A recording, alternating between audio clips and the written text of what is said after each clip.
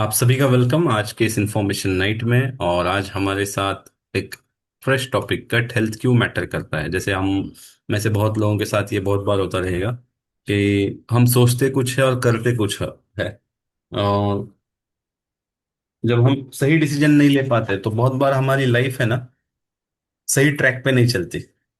और हम इस चीज में इतना फंस जाते हैं कि हम बहुत सारी चीजें कर लेते हैं, लेकिन हम भूल जाते हैं कि इन सभी चीजों का कनेक्शन जो है आपके डिसीजन मेकिंग का, आपके ब्रेन का, आपका दिमाग का, वो आपके गट से है। और मतलब लोगों का मूड सही नहीं रहता, फिर जो करना चाहते हैं वो कर नहीं पाते, लाइफ एट फुलेस्ट एंजॉय नहीं कर पाते। बहुत लोग एक डर में रहते हैं हमेशा कि ये खाया तो कैसे होगा, वो खाया तो कैसे होगा। तो ऐसे बहुत सारी चीज़ें रहती है, वो सारी घूमती रहती है एक ही चीज़। मतलब इसमें बहुत टाइम देना पड़ता है, ये बहुत ही जटिल समस्या है। और जो लोग इससे गुजर रहे हैं उनको पता है कि क्या होता है।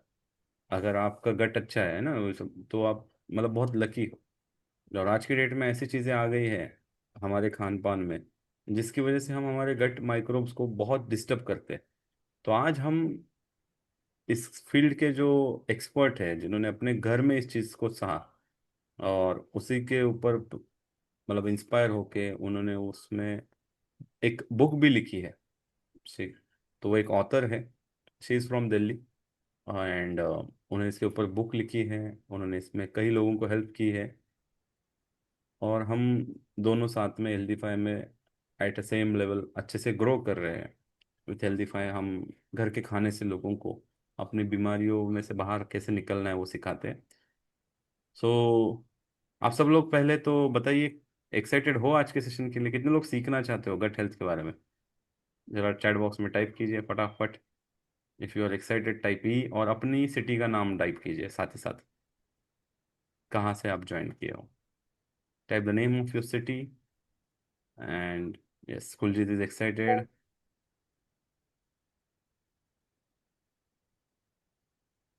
नयन इज एक्साइटेड। सिटी का नाम भी टाइप कीजिए। Yes, Delhi, Ketki, Sandhya, Gauri, Nayan, Pune, okay, Amritsar, Pune, Chikhli, Buldhana, Talegaon.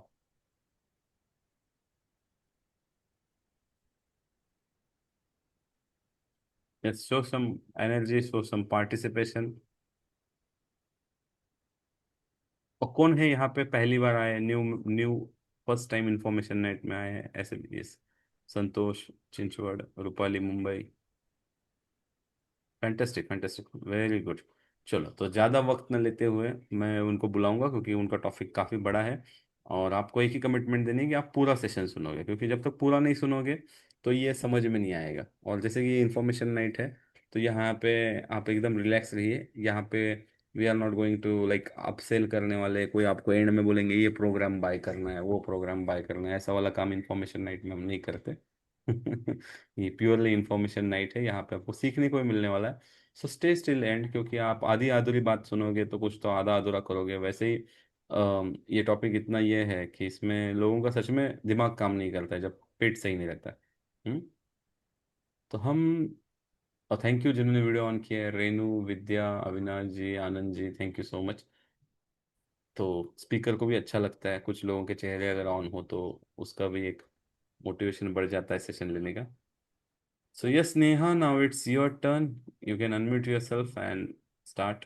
थोड़ा इंटरनेट कनेक्शन चेक कर लेना बस, बिकॉज यहाँ पे रेड लाइट शो हो रहा है। Yes, sir. तो नेहा का वेलकम करेंगे सभी लोग चैट बॉक्स में। Yes Neha, it's So over. welcome everyone. Welcome everyone to this information night. And the topic is, as Sir said, it's gut health. So I'm just sharing my screen.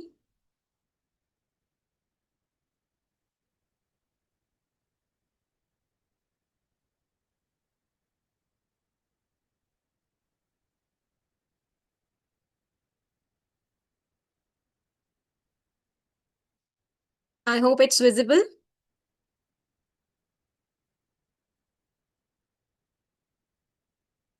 Yes, Okay, sir. I think okay. Now it's visible. So gut का नाम आने से आप सब लोगों के mind में सबसे पहले क्या आता है? Type in the chat box please.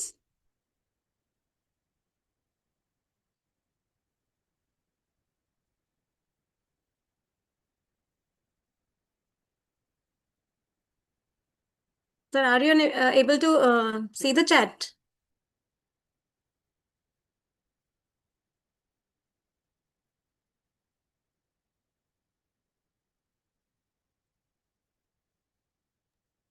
यहाँ पे चैट में आ रहा है, ब्लोटिंग लिखा है, स्टमक में बैक्टीरिया लिखा है। आप देख पा रहे हो चैट्स? नहीं सर, मैं चैट्स नहीं देख पा रही। ओके, ठीक है। I will make one more cohost with you so that okay. अगर इतने आप रेनू सब लोग टाइप कर सकते रेनू को हैं मैं कि। को होस्ट रख रहा हूँ, अगर कुछ आपको हेल्प लगे तो रेनू का आप आवाज दे देना। ठीक है सर। तो गट का नाम आने से सब लोगों के माइंड में क्या आता है? किसी ने लिखा ब्लोटिंग, किसी ने आई थिंक लिखा stomach issues,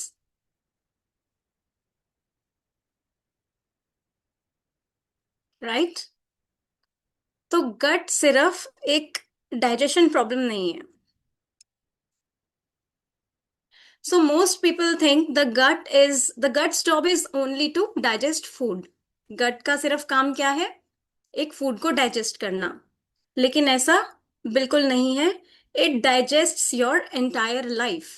yes, it digests your entire life. As I have seen in my life with my husband, it actually distracts your entire life, entire daily routine. So the जो गट का काम है सिर्फ food को digest करना नहीं, वो आपकी एनर्जी को भी इन्फ्लुएंस करता है, आपके हॉर्मोन्स को भी इन्फ्लुएंस करता है, आपके इम्यून सिस्टम को भी इन्फ्लुएंस करता है, और आपके मूड को, वेट को, and even the way you think.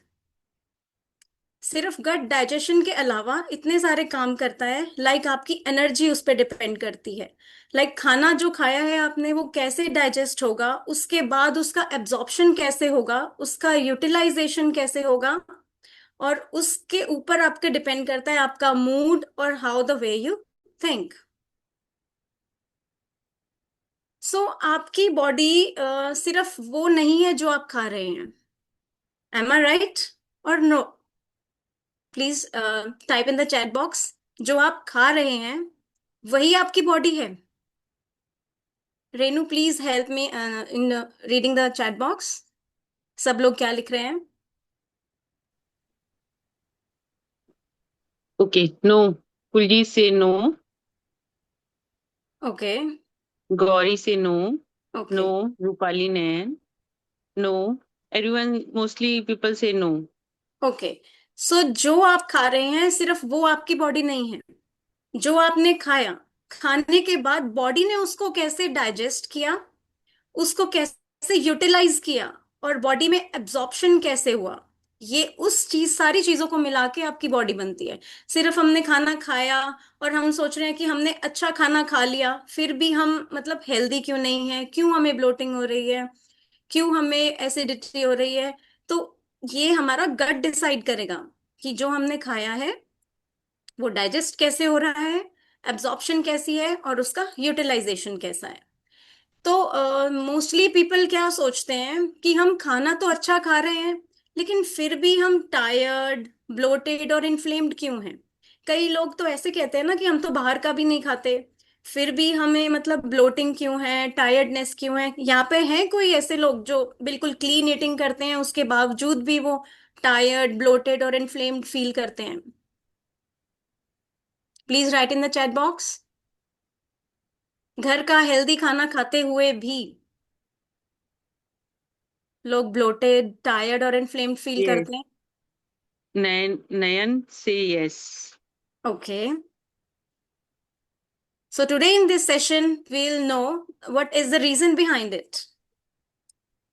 Gauri say yes. Kuljit say okay. yes. Okay.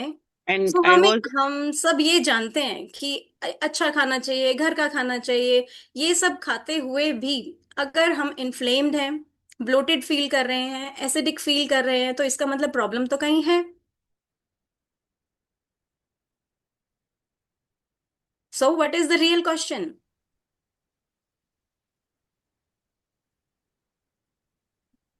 So जो हम खा रहे हैं, या वो बाहर का या घर का, doesn't matter.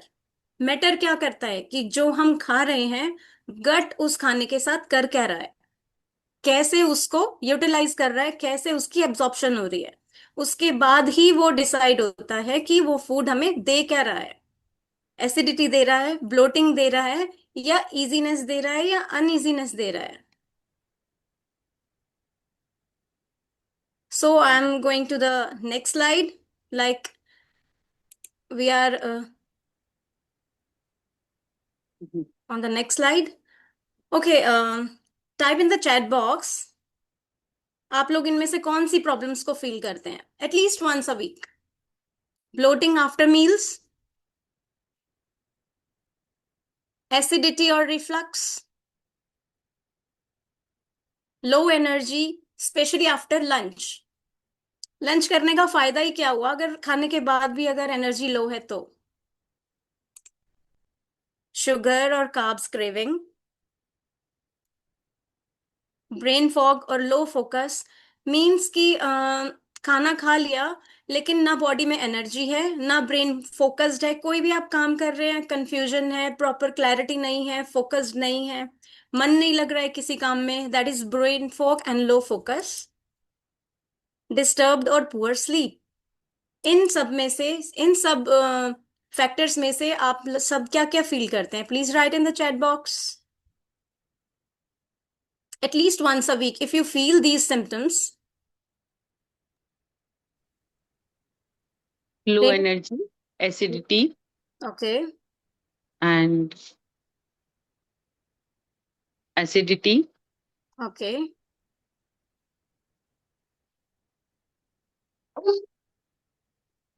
okay, means acidity, low energy, Yes. even after Yes. eating food, if we are feeling low energy, इसका मतलब प्रॉब्लम तो हमारी बॉडी में है कहीं ना कहीं। और वो प्रॉब्लम किस चीज की वजह से है, वो आज हम इस सेशन में देखेंगे। अच्छा, एक बात बताइए, जैसे कि एक खाना सेम मैंने खाया और एक सेम खाना किसी और ने खाया, उसे वो फूड डाइजेस्ट हो गया लेकिन वो फूड मुझे डाइजेस्ट नहीं हुआ, तो what is the reason behind it? Can anyone guess?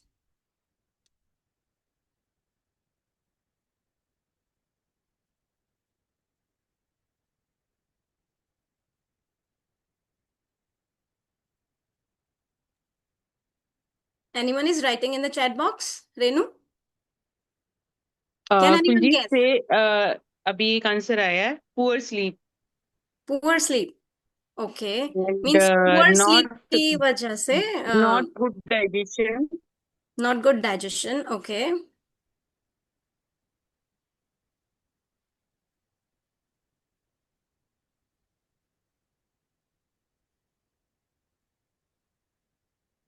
Time चलिए मैं बता देती हूँ। दैट अगर एक पर्सन खाना, digestion. digestion might be weak. Okay, Yes. Okay, तो मींस सबकी गाड़ी अभी गट से रिलेटेड डाइजेशन तक ही है। सो उसका रीजन हमारे गट के अंदर प्रेजेंट मिलियंस ऑफ माइक्रोब्स भी तो हो सकते हैं। हमारे अंदर एक hidden organ like microbiota, millions of microbiomes हमारी गट के अंदर प्रेजेंट होते हैं। तो जो खाना मैंने खाया वो मुझे डाइजेस्ट नहीं हुआ, वो खाना किसी और ने खाया, उसे डाइजेस्ट हो गया। What does this mean? It can be strong digestion, digestion problem हो सकता है कि मेरा डिफरेंट है उसका डिफरेंट है, लेकिन इसके पीछे का रीजन ये भी तो हो सकता है कि मेरे अंदर जो माइक्रो ऑर्गेनिजम्स हैं वो बैलेंस्ड नहीं है। मीन्स जो गुड बैक्टीरिया है वो कम है, और जो बैड बैक्टीरिया है उनकी ग्रोथ ज्यादा है, और जो दूसरा पर्सन है उसके अंदर गुड बैक्टीरिया बैलेंस्ड फॉर्म में है। तो इस प्रॉब्लम को हम डिसबायोसिस भी कहते हैं, like the imbalance between the good microorganisms and the bad microorganisms. So this also can be the reason. तो हम इस चीज को चेक करेंगे कि क्या गट के अंदर प्रॉपर माइक्रोब्स हैं, प्रॉपर जो गट के अंदर जो प्रॉपर माइक्रो ऑर्गेनिजम्स हैं उनका प्रेजेंस है। गुड माइक्रो ऑर्गेनिजम्स का प्रेजेंस होना बहुत जरूरी है। और ऐसा जरूरी नहीं है कि हमारे अंदर बैड बैक्टीरिया है तो वो प्रॉब्लम कॉज करेंगे। नहीं, प्रॉब्लम तब होती है जब डिसबैलेंस होता है। हमारी बॉडी में गुड माइक्रो ऑर्गेनिजम्स भी हैं और बैड माइक्रो ऑर्गेनिजम्स भी हैं, दोनों प्रेजेंट होंगे, उसमें कोई दिक्कत नहीं है। लेकिन प्रॉब्लम या डिजीज तब क्रिएट होती है जब इनका बैलेंस बिगड़ जाता है। Like bad organisms, bad micro organisms की पॉपुलेशन ज्यादा हो जाएगी, और जो गुड माइक्रो ऑर्गेनिजम्स हैं जिनका काम डाइजेशन है और सारी चीजों को रेगुलेट करना है, उनका अगर जो पॉपुलेशन है वो कम हो जाएगा, तो उसका इफेक्ट हमारे डाइजेशन पे आएगा। डाइजेशन के अंदर एक तो हमारा माइक्रो ऑर्गेनिजम्स का बैलेंस आ जाता है, दूसरा आ जाता है हमारी डाइजेस्टिव फायर। हमारी डाइजेस्टिव फायर कितनी स्ट्रांग है और कितनी लो है। जैसे आयुर्वेदा में इसको पहले कहते थे मंद अग्नि, जठर अग्नि को मतलब मंद अग्नि। अगर आपके स्टमक के अंदर की जो अग्नि है, डाइजेस्टिव फायर, अगर लो है तो भी खाना सही से डाइजेस्ट नहीं होगा। तो this is also the reason. So there are so many reasons today we are learning in this session.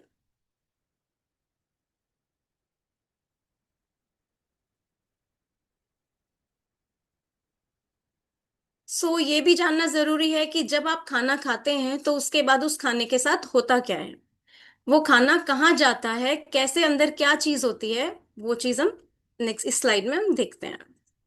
सबसे पहले हमने अपने माउथ से फूड खाया, उसके बाद वो हमारे स्टमक में गया। फूड जो है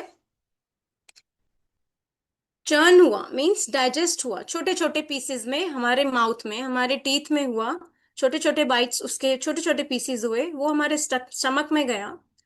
स्टमक में प्रेजेंट होता है एक HCl एसिड जो हमारे फूड को और ज्यादा डाइजेस्ट करता है।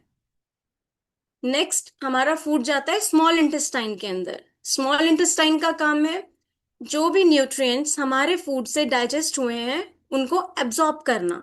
हमारी स्मॉल इंटेस्टाइन में की जो लाइनिंग है वहां से सारे न्यूट्रिएंट्स जो है वो एब्जॉर्ब होते हैं। अगर इस स्मॉल इंटेस्टाइन की लाइनिंग में ही प्रॉब्लम आ जाए तो प्रॉपरली न्यूट्रिएंट्स जो है एब्जॉर्ब नहीं होंगे। नेक्स्ट स्मॉल इंटेस्टाइन से हमारा फूड जाएगा लार्ज इंटेस्टाइन में। माइक्रोब्स प्रेजेंट होंगे वहां पर, जो माइक्रोब्स जो होंगे वहां पर वो उस डाइजेशन को फिनिश हो जाता है लार्ज इंटेस्टाइन में। स्मॉल इंटेस्टाइन में जो है न्यूट्रिएंट्स एब्जॉर्ब हो जाएंगे। लार्ज इंटेस्टाइन का काम है जो भी फूड अनडाइजेस्ट, जो भी डाइजेस्ट हो चुका है फूड जो लार्ज इंटेस्टाइन में आ गया है, उसमें से वाटर को एब्जॉर्ब करना, और जो मिनरल्स या विटामिन्स जो आगे चले गए हैं उनको रीअब्जॉर्ब करना। उसके बाद द डिसीजन सेंटर हमारा गट। अब हमारा गट डिसाइड करेगा कि व्हाट एंटर्स द बॉडी, क्या हमारी बॉडी के अंदर जाएगा और क्या हमारी बॉडी से बाहर जाएगा। So this is a picture of our digestive system.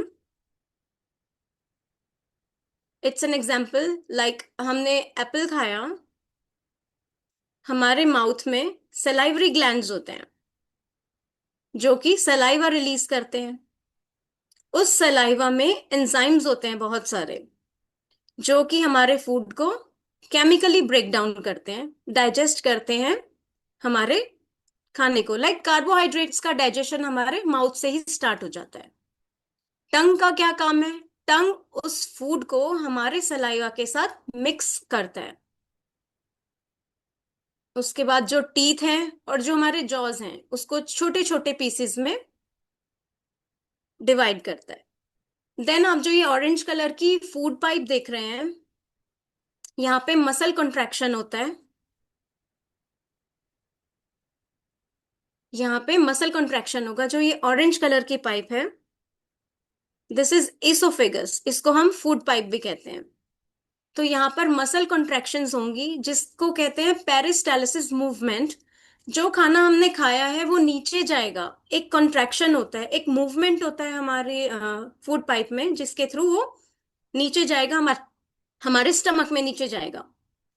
अब ये जो स्टमक आप देख रहे हैं, स्टमक में ऑलरेडी एसिड प्रेजेंट होता है। अब ये एसिड भी जो है डिसाइड करेगा, अगर प्रॉपर अमाउंट ऑफ एसिड हमारी बॉडी में प्रेजेंट है तो डाइजेशन प्रॉपरली हो जाएगा उस खाने का।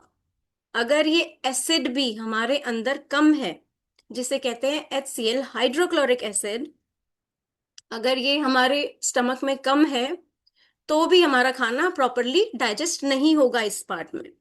अगर इस स्टमक में हमारा खाना प्रॉपरली डाइजेस्ट नहीं होता है तो वो अनडाइजेस्टेड फूड ही आगे हमारी स्मॉल इंटेस्टाइन में पास हो जाता है। और साइड में हमारा लिवर है, जो कि बाइल जूस प्रोड्यूस करता है। वो भी हेल्प करता है हमारे खाने को डाइजेस्ट करने में। बाइल जूस फैट्स को डाइजेस्ट करने में हेल्प करता है। और ये नीचे ग्रीन कलर का जो छोटा सा पार्ट है लिवर के नीचे, this is gall bladder. Gall bladder liver से सिक्रीट करे हुए बाइल को स्टोर करता है। जब जरूरत पड़ती है तो गॉल ब्लैडर जो है बाइल को रिलीज कर देता है। अब अगर हमारा फूड स्टमक में प्रॉपरली डाइजेस्ट हो गया है, तो वो प्रॉपरली डाइजेस्टेड जो फूड है, बिल्कुल सूप टाइप का यहाँ तक बन चुका होता है फूड, तो वो स्मॉल इंटेस्टाइन में जाएगा। लाइक ये जो जिगजैग आप एक ये देख रहे हैं, यहाँ पे आएगा। यहाँ पे ये जो इंटेस्टाइन है, स्मॉल इंटेस्टाइन है, इसकी लाइनिंग ये स्ट्रांग होनी चाहिए। ये अगर ये वाली लाइनिंग अगर स्ट्रांग नहीं है तो यहाँ पे भी प्रॉब्लम आ सकती है। लाइक ये जो गट लाइनिंग, इसको गट लाइनिंग बोल रहे हैं, जो स्मॉल इंटेस्टाइन है, ये स्मॉल इंटेस्टाइनिंग की अगर जो लाइनिंग है ये अगर प्रॉपर नहीं है तो यहाँ से भी न्यूट्रिएंट एब्जॉर्प्शन, यहाँ यहीं से न्यूट्रिएंट एब्जॉर्प्शन होता है। और जो न्यूट्रिएंट्स अगर सही तरीके से एब्जॉर्ब तभी होंगे जब ये गट लाइनिंग प्रॉपर स्मॉल इंटेस्टाइन की सही होगी, हेल्दी होगी। स्मॉल इंटेस्टाइन में सारे न्यूट्रिएंट्स फूड के एब्जॉर्ब हो जाते हैं। उसके बाद फूड जाता है, ये जो ग्रीन कलर का आप देख रहे हैं, large intestine, this is colon. यहां पर एक्सेस वाटर एब्जॉर्ब हो जाता है। और ये जो माउथ से लेकर आप जो नीचे तक पूरा ग्रीन पार्ट देख रहे हैं, इसको हम गट बोलते हैं। तो जैसे आप लोग स्टार्टिंग में गट का बता रहे थे कि स्टमक, गट के नाम से सीधा स्टमक आता है, तो गट सिर्फ स्टमक ही नहीं है, पूरा माउथ से लेकर नीचे जो एनस है लास्ट, ये पूरा ही गट के अंदर आता है। लेकिन जब हम साइंटिफिकली गट को देखते हैं तो हमारा पूरा फोकस जाता है स्मॉल इंटेस्टाइन पे और लार्ज इंटेस्टाइन पे।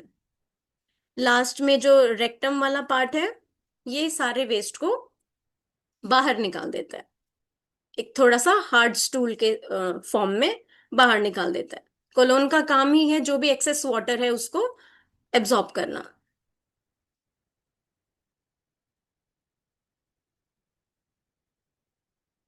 हम सिर्फ ह्यूमन नहीं हैं, we are not just human, you are in complete ecosystem. अब इकोसिस्टम क्यों बोला है हमारी पूरी बॉडी को? बिकॉज हमारे अंदर trillions of bacteria, fungi, virus and microbial genes हैं, जिन्हें हम अपना गट माइक्रोबायोम बोलते हैं, जो प्रॉपरली क्या करते हैं, जितना भी डाइजेशन है, एब्जॉर्प्शन है और जो सारी चीजें हैं, प्रॉपरली इनके ऊपर ही डिपेंड करता है कि हमारा गट माइक्रोबायोम कैसा है। अच्छा, मैं आप लोगों को एक जैसे एग्जांपल देती हूँ। अगर हम वर्ल्ड का मोस्ट एक्सपेंसिव फ्यूल खरीद लेते हैं अपनी गाड़ी के लिए, लेकिन उस गाड़ी का इंजन डैमेज है, तो क्या वो कार अच्छे से परफॉर्म करेगी? Please write in the chat box, yes और नो। बहुत बढ़िया फ्यूल हमने खरीदा है, बहुत बड़ा बढ़िया उस पेट्रोल No. अच्छे वाला। Rupali says no, no, the no, answer is no, because no. Everyone says no. हाँ, Yes. अगर इंजन ही डैमेज्ड है तो आप उसमें कितना भी अच्छा फ्यूल डाल लीजिए, गाड़ी नहीं चलेगी, गाड़ी एफिशिएंटली वर्क नहीं करेगी। Same with our body is a car. हम उसके अंदर अच्छा भी डाल लेंगे, लेकिन अगर हमारा गट हेल्थ अच्छा नहीं है, अगर हमारा गट माइक्रोबायोम बैलेंस्ड नहीं है, तो हम कितना भी अच्छा खाना खा लें, वो बिल्कुल अच्छे से डाइजेस्ट और अच्छे से वो वाली एनर्जी और जो खाने के बाद हमें मिलनी चाहिए वो नहीं होगा। तो एक प्रॉपर हेल्दी इकोसिस्टम के लिए हमारे जो ऑर्गेनिजम्स हैं वो बैलेंस्ड फॉर्म में होना चाहिए।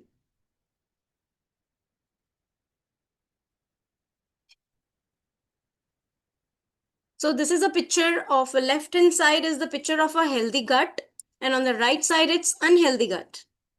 So आप सब देख सकते हैं कि हेल्दी गट के लिए हमें क्या क्या करना चाहिए। हमें फाइबर रिच फूड्स खाने चाहिए,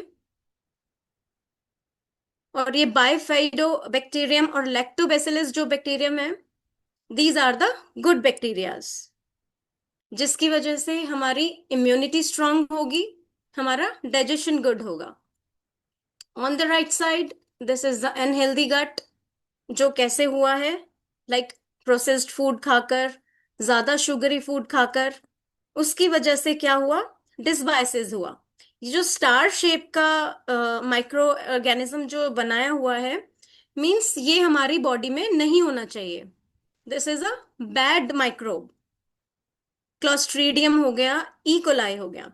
अगर क्लोस्ट्रीडियम, ई कोलाई ऐसे बहुत सारे और भी बैड माइक्रो ऑर्गेनिजम्स हैं, अगर हमारी बॉडी में इनकी ग्रोथ ज्यादा हो जाती है as compare to good microbes, तो इम्बैलेंस क्रिएट हो जाता है बॉडी में।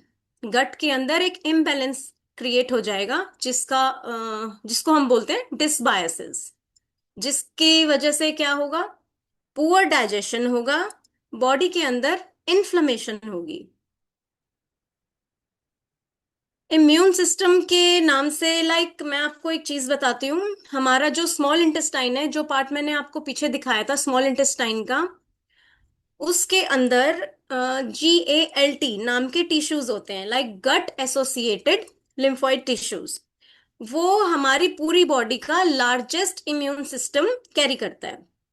इसीलिए हम कहते हैं अगर हमारा गट हेल्थ ठीक है तो हमारा इम्यून सिस्टम स्ट्रांग है। क्योंकि अगर गट की लाइनिंग ही स्ट्रांग नहीं होगी तो वो टिश्यूज भी प्रॉपरली बिल्ड नहीं होंगे, जिसकी वजह से हमारा इम्यून सिस्टम वीक होगा।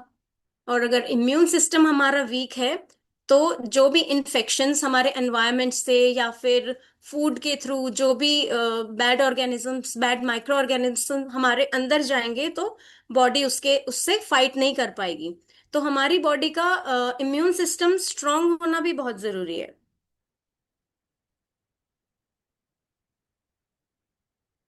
Coming to the next slide. Healthy gut रखने के लिए हमें अपने गट को अच्छा फाइबर देना चाहिए, वेजिटेबल्स खाने चाहिए, fruits and fermented food.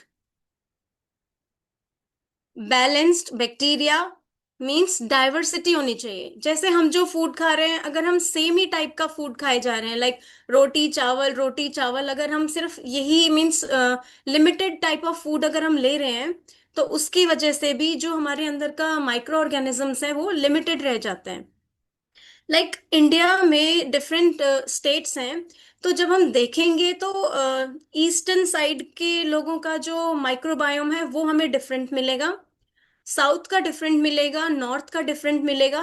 Means हर जगह का डिफरेंट हमें माइक्रो ऑर्गेनिजम्स, माइक्रोबायोटा हमें हर पर्सन में डिफरेंट मिलेगा। क्योंकि ये डिपेंड करता है कि हम किस टाइप का, कितना वैरायटी ऑफ फ्रूट्स और फूड हम अपने बॉडी को दे रहे हैं, उस हिसाब से हमारा जो है माइक्रोबायोम बिल्ड होता है हमारी बॉडी में। स्ट्रॉन्ग डाइजेशन और nutrient absorption, this is a sign of a healthy gut कि आपकी स्ट्रॉन्ग डाइजेशन है, न्यूट्रिएंट एब्जॉर्प्शन प्रॉपर है। काम इम्यून सिस्टम है, अगर हमारा हेल्दी गट है तो हमारा इम्यून सिस्टम भी स्ट्रांग होगा, हमारा मूड भी स्टेबल रहेगा और हमारी एनर्जी भी ठीक रहेगी। जो हम खाना खाएंगे वो प्रॉपरली डाइजेस्ट भी होगा, एब्जॉर्ब भी होगा, और खाना ढंग से अगर एब्जॉर्ब होगा तभी वो हमारे सेल्स को एनर्जी दे पाएगा, otherwise cells will starve. So unhealthy gut का रीजन ऐसे, लाइक अगर हम प्रोसेस्ड फूड खाते हैं या फिर शुगरी आइटम फ्राइड स्नैक्स को ज्यादा लेते हैं तो अनहेल्दी गट हो जाएगा। मीन्स हम जो खा रहे हैं, हम ये देखते हैं कि हम गुड बैक्टीरिया को फीड कर रहे हैं या फिर बैड बैक्टीरिया को फीड कर रहे हैं, हम अपने फ्रेंड्स को फीड कर रहे हैं या हम अपने एनिमीज को फीड कर रहे हैं। तो हमें खाना बहुत वाइजली चूज करना चाहिए कि आप जो खाना अपनी बॉडी को दे रहे हैं उससे किस चीज की, कौन से माइक्रो ऑर्गेनिजम्स की ग्रोथ ज्यादा होगी, गुड माइक्रो ऑर्गेनिजम्स की ज्यादा ग्रोथ होगी या बैड माइक्रो ऑर्गेनिजम्स की ग्रोथ होगी। अगर हम प्रोसेस्ड फूड, शुगरी फूड या फिर फ्राइड स्नैक्स ज्यादा लेंगे तो वो हम हार्मफुल बैक्टीरिया को फ्यूल दे रहे हैं, तो हार्मफुल बैक्टीरिया ज्यादा ग्रो करेंगे और जिसकी वजह से डिसबायोसिस होगा, इम्बैलेंस होगा हमारे माइक्रोब्स के अंदर, जिसका रीजन पुअर डाइजेशन, ब्लोटिंग और इरेगुलरिटी। तो जो आप लोग जो लिख रहे थे कि लाइक ब्लोटिंग का रीजन सिर्फ पुअर डाइजेशन, या जो आप रीजंस लिख रहे थे सिर्फ वो नहीं है, उसका रीजन डिसबायोसिस भी हो सकता है। क्रॉनिक लो ग्रेड इन्फ्लेमेशन, हमारे गट में अगर इन्फ्लेमेशन आ गई तो उस इन्फ्लेमेशन की वजह से बहुत सारी और डिजीजेस भी क्रिएट हो जाती हैं, मूड स्विंग्स भी होंगे और एनर्जी क्रैशेस भी होंगे। तो सिर्फ एक डिसबायसिस की वजह से मूड स्विंग्स होंगे, एनर्जी क्रैशेस होंगी, ये सारे रीजंस अनहेल्दी गट के वजह से होंगे। तो हमारा काम ये है कि वाइजली चूज करना कि हम क्या फूड अपने बॉडी को दे रहे हैं। मीन्स हमारे अंदर गुड बैक्टीरियाज भी हैं और हार्मफुल बैक्टीरियाज भी हैं, तो हम ऐसा खाना खाएं जिससे गुड बैक्टीरिया की पॉपुलेशन ज्यादा रहे instead of harmful bacterias. So what does a healthy gut looks like, एक हेल्दी गट लुक कैसा मीन्स होना चाहिए। A healthy gut means waking up feeling refreshed and energetic. जिस दिन हम फ्रेश उठेंगे, एनर्जेटिक उठेंगे, इसका मतलब है कि हमारा गट ठीक है। Smooth daily daily ball movements होने चाहिए, कोई गैस, कोई ब्लोटिंग, एसिडिक और कॉन्स्टिपेशन नहीं होना चाहिए। जो लोग इन प्रॉब्लम्स से फील कर मींस गुजर रहे हैं, एसिडिटी, ब्लोटिंग और कॉन्स्टिपेशन, वो फील कर पा रहे होंगे, वो शायद इमेजिन भी कर पा रहे होंगे कि ऐसा कौन सा कब दिन आएगा जब हमें गैस, ब्लोटिंग और एसिडिटी ना हो। अगर इन लोगों से कोई पूछेगा जो इस प्रॉब्लम से गुजर रहे हैं तो वो ये नहीं कहेंगे कि हमें ये चाहिए या वो चाहिए, वो सबसे पहले सीधा यही कहेंगे कि हमें गैस ना हो, ब्लोटिंग ना हो, एसिडिटी ना हो, तो हमारी लाइफ बहुत बढ़िया है। जब फूड कंफर्टेबली डाइजेस्ट हो जाए, सारा दिन एनर्जी अगर बनी रहे, तो that means you have a healthy gut. Better mood रहे, इमोशनल बैलेंस रहे, बिना बात का गुस्सा, बिना बात का चिड़चिड़ापन हमारे फैमिली मेंबर्स पे, हमारे फ्रेंड्स पे ना निकले without any reason, deep and restful sleep हो हमारी, स्ट्रॉन्ग इम्यूनिटी हो और healthy skin and natural glow. अगर ये सारे रीजंस, ये सारे जो ऑप्शंस हैं, ये सारी जो चीजें हैं, अगर हम ये सारी चीजें हम फील कर पाते हैं तो हमारा गट हेल्दी है, otherwise there is a problem. Healthy weight होना चाहिए और हार्मोन बैलेंस होने चाहिए। Healthy gut is equals to healthy life. आप सब एग्री हैं इस बात से? Healthy gut is equals to healthy life? Please write in the chat box.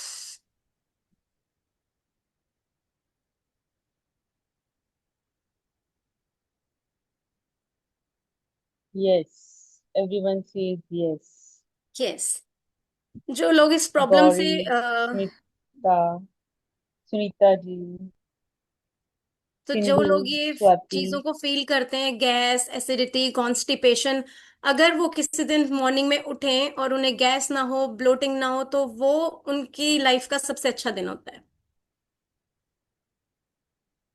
तो हेल्दी गट के लिए we have to eat well, body उसको अच्छे से डाइजेस्ट करे with a good micro organisms, with a proper HCl and with a proper enzymes, तो body उस चीज को, फूड को प्रॉपरली डाइजेस्ट करती है। देन स्मॉल इंटेस्टाइन का काम है हमारे न्यूट्रिएंट्स को एब्जॉर्ब करना। अगर न्यूट्रिएंट्स प्रॉपरली एब्जॉर्ब हो जाते हैं स्मॉल इंटेस्टाइन के थ्रू, फिर वो हमारे ब्लड के अंदर जाते हैं, उसके बाद वो different different cells, different different organs के पास जाते हैं। तो अगर हमारे न्यूट्रिएंट्स एब्जॉर्ब हो रहे हैं, तो इसका मतलब हमारे हर सेल को एनर्जी मिल रही है, हमारे हर ऑर्गन को एनर्जी मिल रही है। और नेक्स्ट, हमारा वेस्ट एलिमिनेशन प्रॉपरली हो रहा है। मींस हमारी बॉडी के अंदर वेस्ट रुकना नहीं चाहिए, waste has to be eliminated. अगर वेस्ट प्रॉपरली एलिमिनेट हो रहा है, टॉक्सिन्स प्रॉपरली एलिमिनेट हो रहे हैं, then we feel energetic and happy.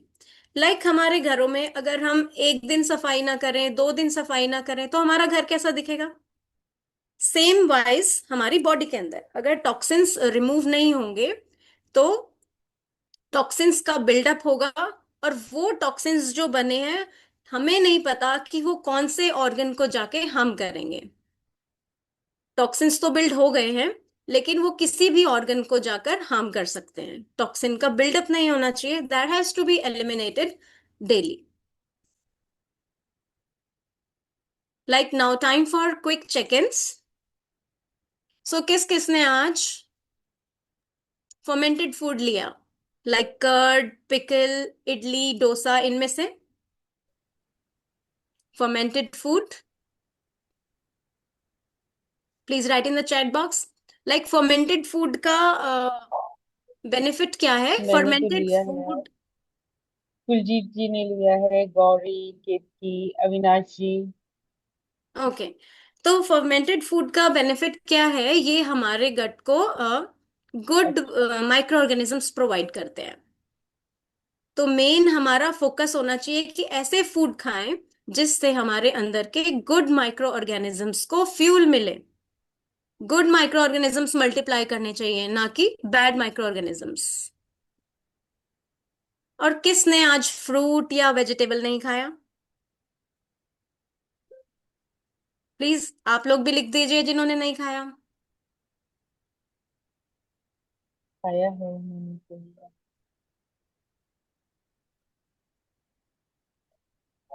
आज लगता है सभी ने खाया है, किसी का नो नहीं आया। आज गट हेल्थ का टॉपिक था, इसीलिए सब अच्छा अच्छा खाना खा के आए हैं। गौरी से यस, आनंद जी से वेजिटेबल। ओके, सो हमें daily fruit, regional seasonal fruit and a vegetable हमें डेली अपनी डाइट में इंक्लूड करना चाहिए। हमें अपने गुड माइक्रो ऑर्गेनिजम्स को अच्छा फ्यूल देना चाहिए, ताकि वो गुड माइक्रो ऑर्गेनिजम्स एनर्जेटिक रहे। अगर हमारे बॉडी के अंदर गुड माइक्रो ऑर्गेनिजम्स पावरफुल होंगे, तो वो फाइट कर पाएंगे हमारे बैड माइक्रो ऑर्गेनिजम्स में, उनको ग्रो नहीं करने देंगे। And who slept less than 6 hours last night? At least 7 to 8 hours की sleep is very necessary for our body.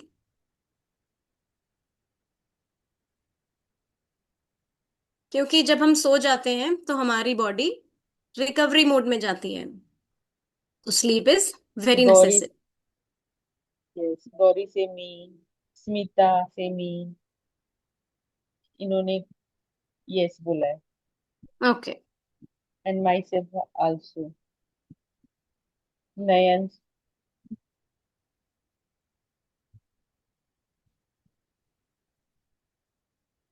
Okay, अब आपकी गट का हेल्थ स्कोर चेक करते हैं। एक्टिव मोड में आ जाइए please all of you. Like these 8 are the symptoms. आप क्या क्या फील करते हैं? Like first, bloating, acidity, gas, after meals और इवन विदाउट टेकिंग मील्स, उससे पहले भी एसिडिटी कई लोगों को रहती है। नेक्स्ट, एनर्जी क्रैश, शुगर और carb cravings, skin issues, irregular bowel movements, brain fog, disturbed or poor quality sleep, weight feels stuck despite trying everything। इनमें से क्या क्या इश्यूज आप फील करते हैं, आप उनको देखिए एंड स्कोर करिए अपने आप को। आप कौन सी रेंज में आते हैं, 0 to 2, 3 to 5 और 6+? Please everyone write down in the chat box.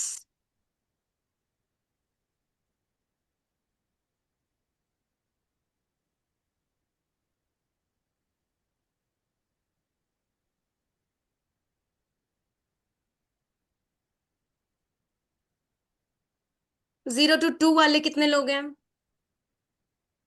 यहाँ है अविनाश जी, 0 to 2 में है। ओके। और विलास जी, 0 to 2 है इनका भी। बाकी okay. Kuljeet, Anand and Nayan and also my self Gauri, 3 to 5। Okay, 3 to 5। Yes. And 6+ people? Not yet anyone. Okay, that's a good thing. Yes. So, who all are falling in this range, 0 to 2? They are in the maintenance mode. Like your gut is doing fine. Keep the good habits going on. So, जो भी good habits आप कर रहे हैं, keep that on. And जो 3 to 5 की range में है, you people needs attention. Like your gut is sending early signs. You have to listen. You have to listen to your body. Like symptoms तो body दे रही है, लेकिन आप उसको सुन रहे हैं। And the 6+ people, I think there is no one.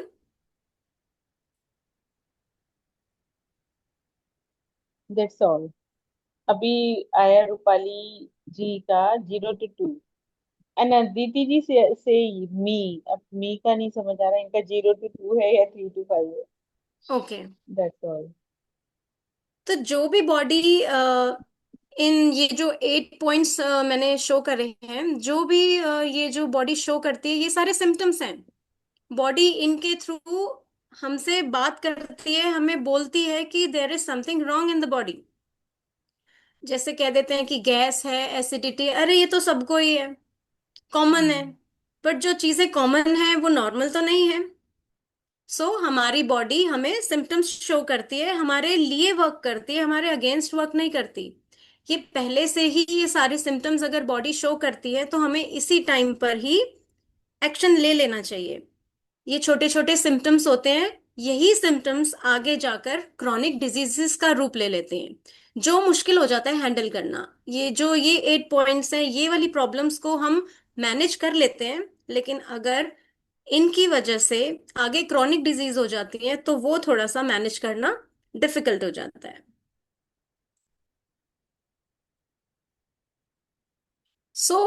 हमारी body में जितने भी सिस्टम्स चल रहे हैं, like digestive system, nervous system, immune system, ये जितने भी डिपार्टमेंट्स लगा लो आप इनको, जो हमारी बॉडी के अंदर जो सिस्टम चल रहे हैं वो अलग अलग नहीं है। Means they are interconnected to each other. Like हमारा डाइजेशन, हमारा डाइजेशन अगर ठीक नहीं है, लाइक किसी भी स्टेप में अगर प्रॉब्लम आती है, लाइक फूड खाने से लेकर स्टमक के अंदर जाने से लेकर small intestine, then large intestine, then the defecation से लेकर इस स्टेप्स में अगर कहीं भी प्रॉब्लम आती है डाइजेशन में, अगर कहीं भी इम्प्रॉपर डाइजेशन हुआ है, डाइजेशन प्रॉपरली नहीं हुआ, अनडाइजेस्टेड फूड अगर बॉडी में रह गया, अगर वो स्टमक से नीचे स्मॉल इंटेस्टाइन में आ जाता है, तो वहां पर फर्मेंटेशन स्टार्ट हो जाती है।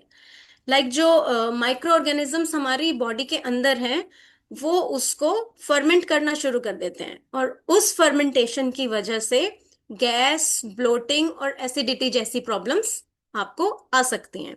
तो सबसे पहले तो हमारा डाइजेशन स्ट्रांग होना चाहिए। डाइजेशन स्ट्रांग मींस हमारे अंदर जो, हमारे स्टमक के अंदर जो HCl, जो एसिड प्रेजेंट है, उस वो प्रॉपर डेवलप होना चाहिए, तब प्रॉपर डाइजेशन होगा। अगर नहीं है तो इन्फ्लेमेशन होगी। इन्फ्लेमेशन की वजह से जो है हमारे हॉर्मोन्स और मेटाबॉलिज्म में प्रॉब्लम आ सकती है। और उसके बाद वो किसको अफेक्ट करेगा? फाइनली हमारी एनर्जी को और हमारे मूड को। So these all the things are interconnected. लेकिन most people think digestion is separate, hormones are separate, and weight is separate, and sleep is separate. लेकिन ये सारी चीजें सेपरेट नहीं है, ये सारी चीजें एक ही है। लाइक हमारी बॉडी डिपार्टमेंट्स में काम नहीं करती, everything is connected. So when digestion is weak, जो हमारा फूड है वो प्रॉपरली जो है डाइजेस्ट नहीं होता, तो उसकी वजह से इन्फ्लेमेशन आती है। और अगर बॉडी में इन्फ्लेमेशन है तो उसकी वजह से हमारे हॉर्मोन्स और मेटाबॉलिज्म पे इफेक्ट आता है। और अगर मेटाबॉलिज्म पे इफेक्ट है तो हमारी एनर्जी बॉडी की ठीक नहीं रहेगी और हमारा मूड भी ठीक नहीं रहेगा। अगर हमने इन्फ्लेमेशन को ठीक कर लिया बॉडी के, तो सारी चीजें बैलेंस आउट हो जाएंगी। So this is a picture showing inflammation in the gut. Like कोई भी टॉक्सिक, जो टॉक्सिक चीज है हमारी बॉडी के अंदर, अगर हमने फूड के थ्रू ले ली है, या फिर माइक्रो ऑर्गेनिजम्स का, किसी बैग बैक्टीरिया की ज्यादा ग्रोथ हो गई है, तो वहां पर हमारी बॉडी के अंदर जो है इन्फ्लेमेशन हो जाएगी। उस इन्फ्लेमेशन की वजह से क्या क्या प्रॉब्लम आ सकते हैं? लाइक PCOS की प्रॉब्लम्स आ सकती हैं, insulin resistance, hormone imbalance, irregular period, और मेटाबॉलिज्म अगर ठीक नहीं है तो वेट गेन, और इवन वेट लॉस भी होता है, एंड एक्ने प्रॉब्लम्स आती है। हॉर्मोन्स का इम्बैलेंस होता है, थायराइड का डिसफंक्शन हो सकता है अगर लो थायराइड हॉर्मोन्स हैं। अच्छा, ये सारी प्रॉब्लम्स आई किस वजह से? इसका कनेक्शन देखते हैं। हमने जो खाना खाया वो डाइजेस्ट हुआ, लेकिन उसका प्रॉपरली एब्जॉर्प्शन नहीं हुआ, क्योंकि हमारा गट इन्फ्लेम्ड था। अगर इन्फ्लेम्ड गट है, वहां के जो सेल्स हैं उसमें इन्फ्लेमेशन है, तो प्रॉपरली जो है न्यूट्रिएंट्स एब्जॉर्ब होंगे ही नहीं। अगर न्यूट्रिएंट्स ही एब्जॉर्ब नहीं हुए, हमारे पूरी बॉडी को न्यूट्रिशन ही नहीं मिला, तो कहीं ना कहीं किसी ना किसी पार्ट में तो प्रॉब्लम आएगी। लाइक थायराइड हॉर्मोन्स में प्रॉब्लम आ सकती है, हॉर्मोन्स इम्बैलेंस हो सकते हैं, आपका weight gain, weight loss means proper energy आपके सेल्स को, आपके ऑर्गन्स को नहीं मिली है। तो द मेन चीज है जो इन्फ्लेमेशन है, इन्फ्लेमेशन की प्रॉब्लम नहीं आनी चाहिए। इन्फ्लेमेशन को कैसे समझते हैं? जैसे हमारे हाथ पे कहीं चोट लगती है तो उसके आसपास रेड हो जाएगा।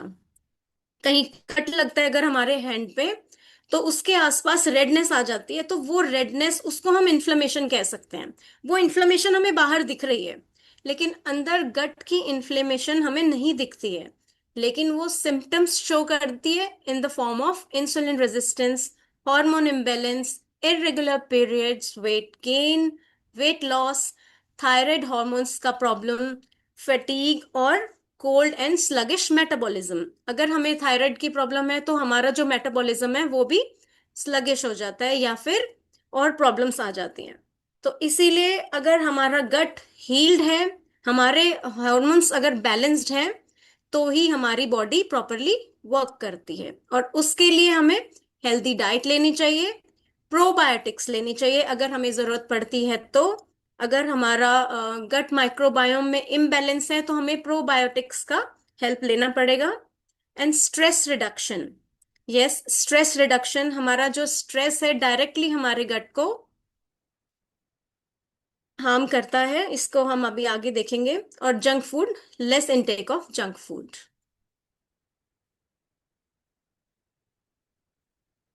This is the gut and brain axis. जैसे हमारा गट और हमारा ब्रेन कांस्टेंट एक कॉन्वर्जेशन में रहता है। जैसे एक हमारा व्हाट्सएप ग्रुप लगा लो, हमारा व्हाट्सएप लगा लो, अगर मैं कुछ टाइप कर रही हूं तो सामने से भी रिस्पॉन्स आ रहा है। अगर हमारा गट रिस्पॉन्स कर रहा है तो ब्रेन भी सुन रहा है, और ब्रेन कुछ रिस्पॉन्स कर रहा है तो हमारा गट भी सुनता है। जैसे आप सोच के देखिए कि क्या आपने कभी अपने स्टमक में बटरफ्लाईज फील करी हैं? एग्जाम से पहले जब हम छोटे थे, एग्जाम होता तो हमारे स्टमक में कुछ लाइक बटरफ्लाईज टाइप फील होता था, मीन्स कि अजीब सा feel. Please write in the chat box, share in the chat box. या फिर कभी किसी को लूज मोशंस हुए हो कभी इंटरव्यू जाने से पहले, या किसी को इस टाइप की प्रॉब्लम, या फिर बहुत ज्यादा स्ट्रेस्ड हैं तो भूख ना लगना, इस टाइप के सिम्टम्स किसी ने फील करे हैं कभी? Yes, most of the people say yes, yes, yes. तो ये कैसे हुआ? Gauri, Smita. तो ये सोचा तो हमने ब्रेन से, लेकिन वो पहुंचा पेट तक कैसे? So this is a connection between gut and brain. जिस तरीके से हमारा माइंड सोच रहा है उससे गट अफेक्ट होगा। सेम वाइज जिस तरीके से हमारा गट रिएक्ट कर रहा है हमारा माइंड भी अफेक्टेड होगा, because they are constantly in connection with each other. और हमारे गट को सेकंड ब्रेन भी बोला गया है। हमारे गट में जो है बहुत सारे जो माइक्रो ऑर्गेनिजम्स मैंने आपको बताया था, उनके खुद के भी उनका खुद का नर्वस सिस्टम भी होता है, उनके खुद के जीन्स होते हैं। वो वाइटामिन्स भी प्रोड्यूस करते हैं, वो कुछ ऐसे न्यूरोट्रांसमीटर्स भी प्रोड्यूस करते हैं जिसके थ्रू वो हमारे ब्रेन से कम्युनिकेट करते हैं। खुद इनके खुद के अपने जीन्स होते हैं जो कि न्यूरोट्रांसमीटर्स भी प्रोड्यूस करते हैं। Vitamins like Vitamin 1, B1, 2, 3, 5, 9, Vitamin B12, Vitamin K and folate, जैसे ये सारी चीजें प्रोड्यूस करते हैं हमारे गट में। अगर Vitamin K2 अगर लो होगा, B12 अगर लो होगा तो एनर्जी लो होगी, right? Please write in the chat box. B12 की कमी की वजह से एनर्जी लो रहती है, थकान रहती है। Yes, यस, mostly तो अगर people say yes. तो Anand ji, Smita. अगर हमारा गट हेल्दी है तो Yes, जो गट के फंक्शन है, वो जो वाइटामिन्स प्रोड्यूस करना, न्यूरोट्रांसमीटर्स प्रोड्यूस करना, तो वो प्रॉपरली प्रोड्यूस होगा। और हमारा जो कम्युनिकेशन है विद ब्रेन, गट का ब्रेन के साथ, वो प्रॉपर होगा। और Vitamin K2 भी प्रोड्यूस होता है। लाइक अगर K2 हमें क्यों चाहिए? कैल्शियम के एब्जॉर्प्शन के लिए। तो अगर हमारा गट प्रॉपरली सारे काम सही कर रहा है तो हम जो खाना खा रहे हैं, जो सप्लीमेंट्स भी अगर हम ले रहे हैं, अगर हमारा गट उनको एब्जॉर्ब कर पा रहा है, डाइजेस्ट कर पा रहा है, तो ही उन चीजों को खाने का फायदा है। कई लोग जैसे ऐसे कहेंगे हम तो अच्छा खाना भी खा रहे हैं, हम तो सप्लीमेंट्स भी ले रहे हैं, लेकिन वो चीज हमें हमारी रिपोर्ट्स में शो नहीं हो रहा है। लाइक अभी भी लो शो कर रहा है। सप्लीमेंट्स लेने के बावजूद भी अगर रिपोर्ट्स में आपके लो वैल्यूज आ रही हैं तो इसका मतलब है कि आपका गट उसको एब्जॉर्ब नहीं कर रहा है, तो गट पे वर्क करने की जरूरत है। तो ये जो गट और ब्रेन है वो किसके थ्रू कम्युनिकेट करते हैं? It is the vagus nerve. And some hormones के थ्रू कम्युनिकेट करते हैं, some kind of neurotransmitters and immune signals. तो ये सारी चीजें हैं, vagus nerve, hormones, neurotransmitters and immune signals. इनके थ्रू हमारा गट और ब्रेन कांस्टेंट कम्युनिकेशन में रहते हैं। अगर हमारा गट ठीक नहीं है, लाइक जैसे आप लोगों में से यहाँ पे जो कई लोग यहाँ पे प्रेजेंट हैं, जो आप लोगों ने भी ये फील किया होगा, अगर आपका गट ठीक नहीं है तो आपका किसी भी काम में मन नहीं लगेगा।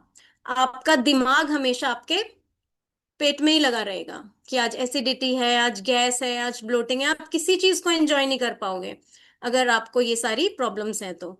और अगर ब्रेन में अगर आपने कुछ ज्यादा स्ट्रेस, अगर आपने मेंटल स्ट्रेस ज्यादा लिया है या किसी भी चीज का आपने स्ट्रेस लिया है, तो वो डायरेक्टली आपके गट पे भी इफेक्ट होगा।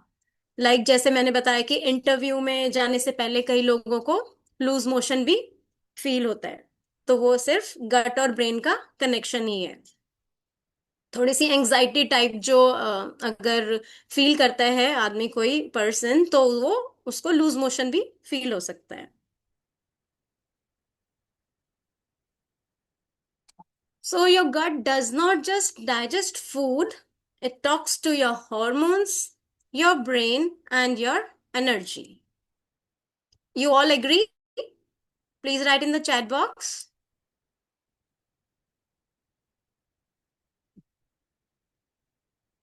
There are so many things the gut is doing instead of just digesting food. So हमारी Yes, gut health जरूरी है कि exactly. नहीं है? So many people say, writing down yes. Yes. So this is a picture I'm showing, like it's the gut और brain axis को थोड़ा सा और explain किया हुआ है। लेफ्ट साइड जो है हमारा गट क्या करता है, एंड राइट साइड जो है उसका क्या इफेक्ट है। जो फर्स्ट है, सेरोटोनिन प्रोड्यूस करता है हमारे गट में। सेरोटोनिन हार्मोन है, वो प्रोड्यूस होता है। गाबा प्रोड्यूस होता है, it's a neurotransmitter. Dopamine produce होता है। तो ये इनका इफेक्ट क्या है, सेरोटोनिन और डोपामाइन का क्या इफेक्ट है हमारे ब्रेन पर, हमारे मूड को लेकर। हमने नाम सुना है, सेरोटोनिन और डोपामाइन नाम सबने सुना है। इसका इफेक्ट क्या है हमारी बॉडी पर? These are the neurotransmitters. और ये हमारे मूड को अफेक्ट करते हैं, हमारी स्लीप को अफेक्ट करते हैं, और हमारे बॉडी के, हमारे ब्रेन तक जो सिग्नल्स हैं उनको अफेक्ट करते हैं। तो सेरोटोनिन और डोपामीन भी तभी बनेगा अगर हमारी गट हेल्थ ठीक है तो। नेक्स्ट जो है, गट माइक्रोबायोम जो है, BDNF नाम का एक प्रोटीन होता है। और कुछ फाइबर रिच डाइट्स हम लेते हैं तो हमारे जो गट फ्लोरा है, गट फ्लोरा मीन्स हमारे अंदर जो good micro Excuse me, organisms. जी हाँ, वॉल्यूम वॉल्यूम तो सही आ रही है। Is there any someone problem? किसी का मैसेज आया है ना वॉल्यूम के लिए। स्मिता, आप अपनी तरफ से चेक कर लीजिए स्मिता जी, वॉल्यूम तो सही है इनकी। ओके। हम्म।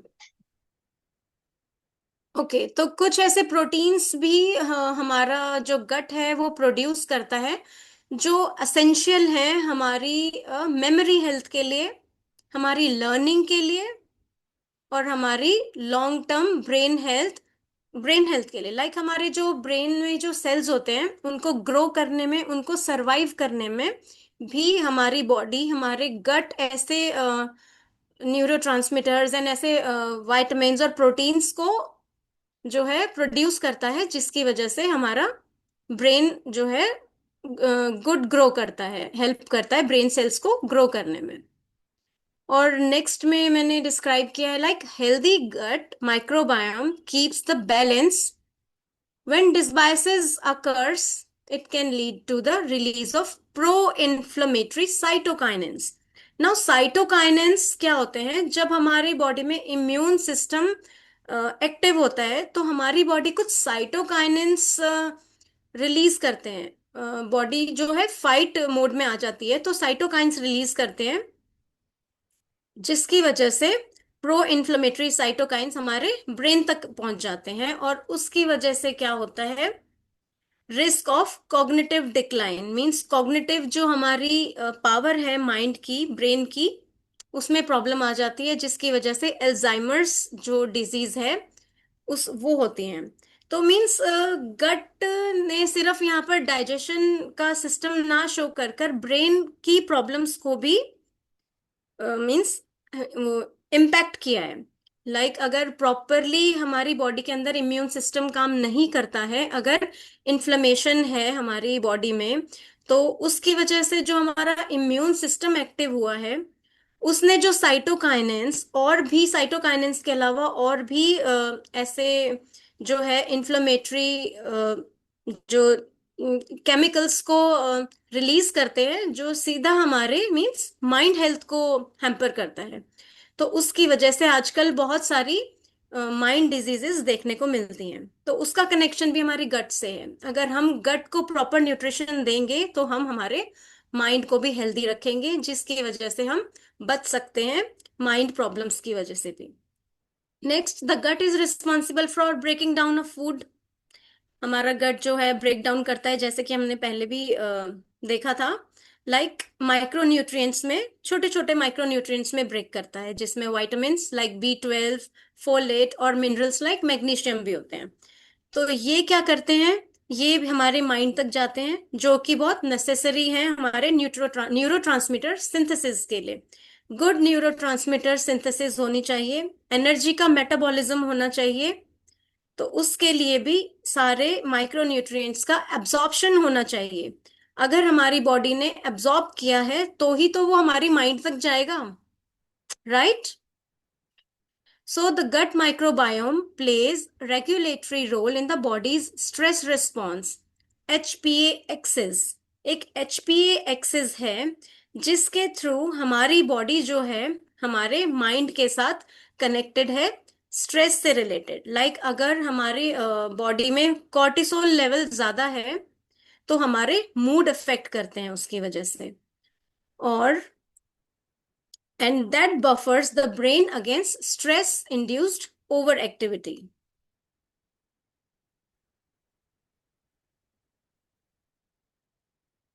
So जब हम स्ट्रेस में होते हैं, some people like in stress they are like emotional eaters. जो स्ट्रेस में है, कई लोग सोचते हैं कि हम खा के अपना स्ट्रेस कम कर लेते हैं। है यहाँ पर इमोशनल ईटर्स? जब स्ट्रेस होता है तो ज्यादा खा लेते हैं, कुछ भी खा लेते हैं। Like write in the chat box who are emotional eaters here.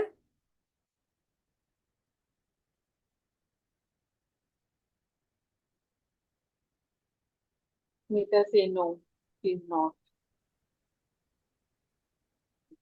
I'm also not Okay. emotional.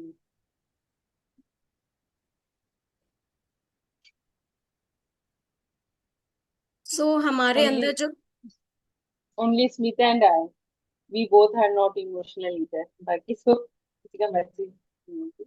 Okay, nice. So good bacteria का प्रेजेंट होना, जैसे कि हमने देखा था, सेरोटोनिन और डोपामिन रिलीज करते हैं, जो कि हमारे मूड को भी एनहांस करते हैं और हमें मोटिवेट रखते हैं, हमारी लाइफ में हमें मोटिवेशन देते हैं।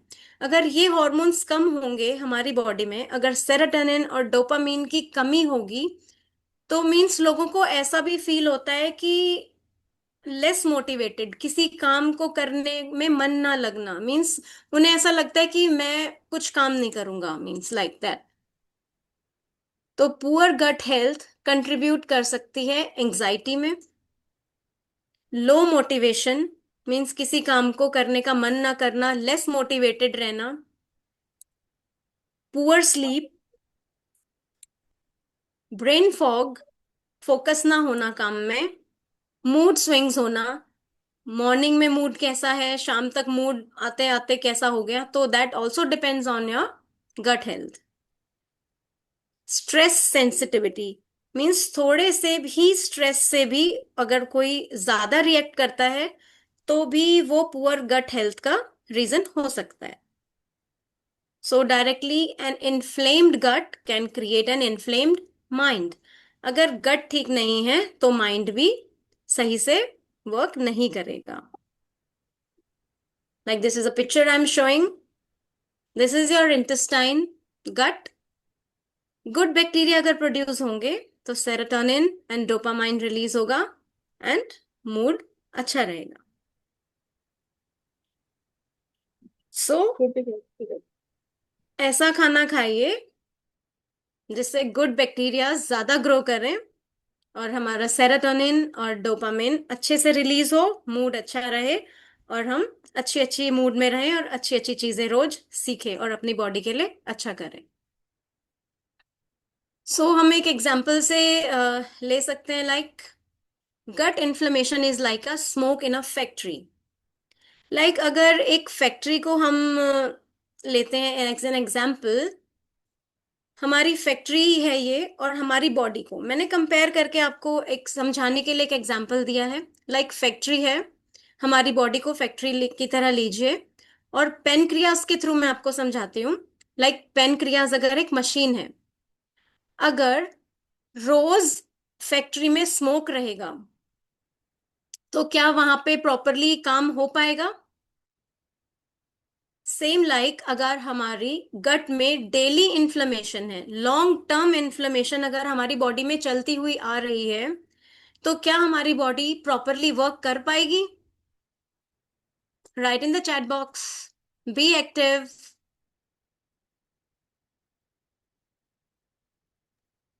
नो। आनंद जी से नो, नयन से नो। ओके, सो जैसे एक ये फैक्ट्री में अगर स्मोक फिल हो जाए, अगर हमारी बॉडी में डेली लॉन्ग टर्म से अगर इन्फ्लेमेशन रहे, तो हमारी बॉडी भी प्रॉपरली वर्क नहीं कर पाएगी। लाइक अगर पेनक्रियास को हम एज अ मशीन लेते हैं, पेनक्रियास जो है इंसुलिन बनाए जा रहा है। लाइक हमने जो खाना खाया उसका एंड प्रोडक्ट हमें ग्लूकोज मिलता है, शुगर मिलता है, हमारे ब्लड में शुगर है। पेनक्रियास इंसुलिन रिलीज कर रहा है कि जाओ जाकर हमारे जो ब्लड में शुगर स्पाइक हुआ है उसको चेकआउट करके आओ, उसको चेक करके आओ। इंसुलिन रिलीज हुआ, लेकिन वहां पर इन्फ्लेमेशन की वजह से सेल्स ने मना कर दिया इंसुलिन को रिएक्ट करने से, इंसुलिन को एंटर करने से ही मना कर दिया। तो इंसुलिन का काम था कि वो अपने साथ ग्लूकोज की एंट्री सेल्स के अंदर करवाए। इंसुलिन जो है एज अ की एक्ट करता है हमारे सेल्स के लिए। इंसुलिन की तरह एक्ट करेगा तब ग्लूकोज, जो हमारे खाने से बना ग्लूकोज हमारे सेल्स के अंदर जाएगा।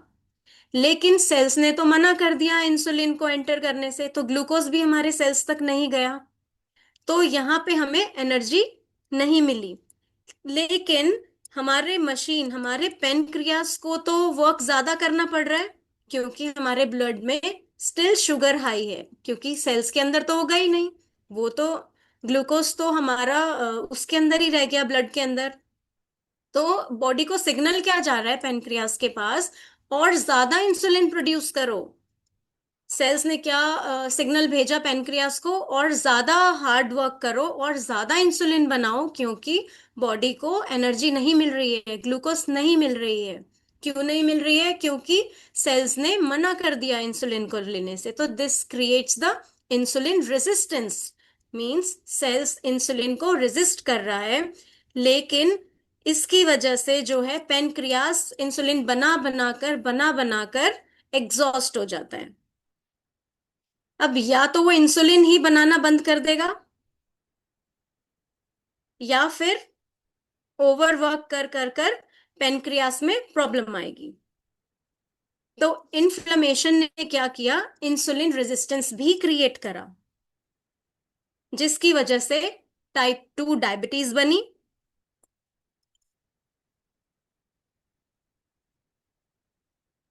सो gut inflammation is like a smoke in a factory. तो हमें इस इन्फ्लेमेशन को ज्यादा लॉन्ग टर्म तक नहीं रखना चाहिए। हमें इस इन्फ्लेमेशन के लिए ऐसे फूड्स खाने चाहिए जो एंटी इन्फ्लेमेटरी हो। And this is the flow chart which leads to the, अगर गट डैमेज है तो वो कहाँ तक पहुंचता है, इंसुलिन रेजिस्टेंस तक भी पहुंच सकता है।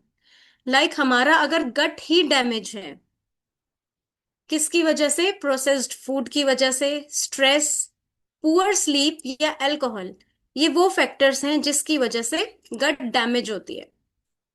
गट का डैमेज होने की वजह से लीकी गट भी हो सकता है। लाइक लीकी गट को आप ऐसे समझिए, लाइक एक वॉल है, उसके अंदर जैसे लाइक छोटे छोटे होल्स हो जाएं, या फिर वॉल में जैसे जिसे कहते हैं कि दरार आ जाती है, छोटे छोटे क्रैक्स आ जाएं। अगर हमारी गट लाइनिंग में ऐसे क्रैक्स आ जाएं, तो वहां उस लाइनिंग के थ्रू तो जाने वाले थे अच्छे न्यूट्रिएंट्स, लेकिन अच्छे न्यूट्रिएंट्स के साथ साथ हमारे ब्लड में एंटर कर जाते हैं टॉक्सिन्स भी। तो वो टॉक्सिन्स जो है आगे जाकर हमारी बॉडी में इन्फ्लेमेशन करते हैं। और अगर सेल्स में इन्फ्लेमेशन है तो फिर से वही सेम कंडीशन, इंसुलिन रेजिस्टेंस हो सकता है, जिसकी वजह से पेनक्रियास को ओवरवर्क करना पड़ेगा और मेटाबॉलिज्म स्लो होगा, which leads to type 2 diabetes also. So gut का कनेक्शन इंसुलिन रेजिस्टेंस डायबिटीज से भी है।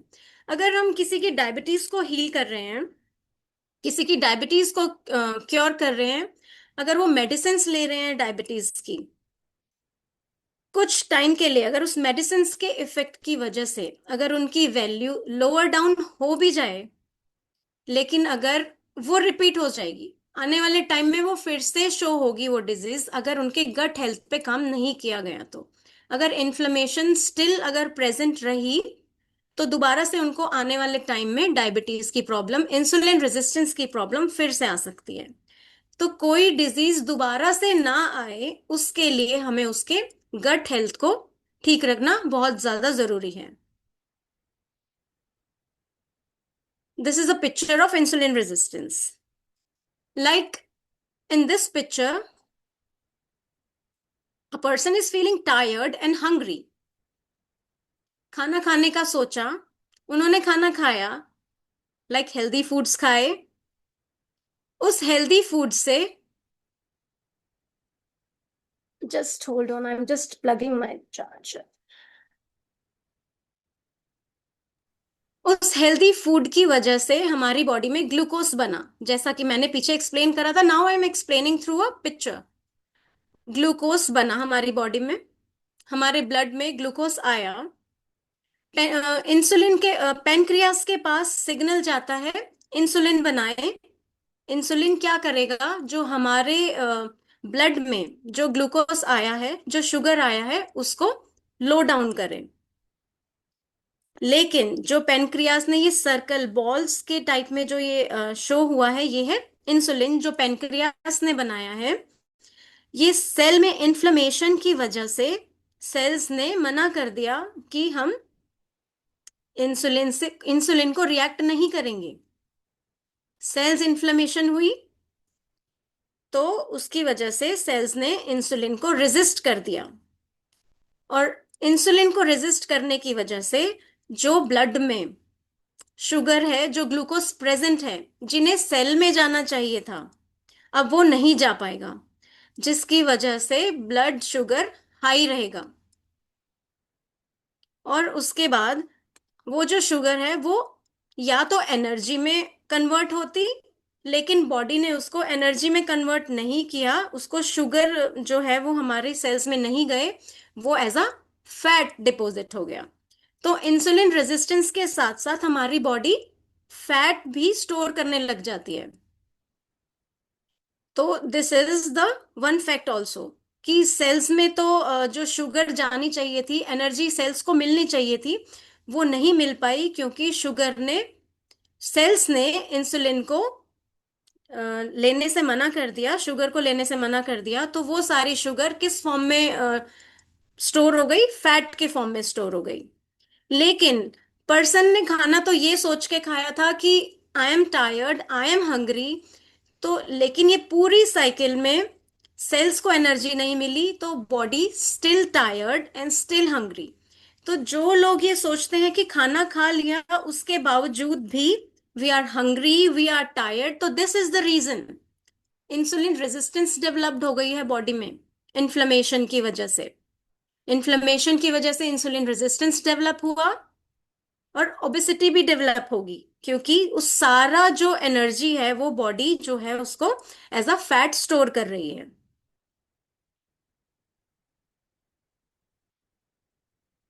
सिर्फ इंसुलिन रेजिस्टेंस ही नहीं, आगे जाकर वो प्रॉब्लम टाइप 2 डायबिटीज का भी फॉर्म ले सकती है।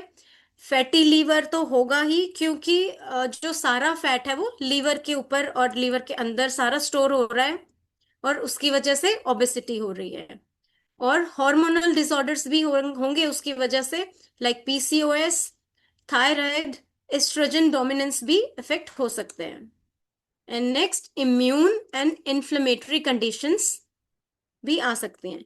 लाइक जो स्किन इन्फ्लेमेशंस हैं, ऑटो इम्यून डिजीजेस हैं, अर्थराइटिस हैं, ये सब जो डिजीजेस हैं, ये इन्फ्लेमेशन की वजह से इम्पैक्ट हो सकती हैं। एंड डाइजेस्टिव इश्यूज तो है ही हैं, लाइक आईबीएस। आजकल आईबीएस भी लाइक कह सकते हैं कि ट्रेंड में है। सारी चीजों के साथ आईबीएस भी ट्रेंड में है। IBS is irritable bowel syndrome. Like पहले इसका नाम कहीं नहीं आता था, लाइक लास्ट 4 to 5 years से आईबीएस का नाम ज्यादा सुनने को मिलता है।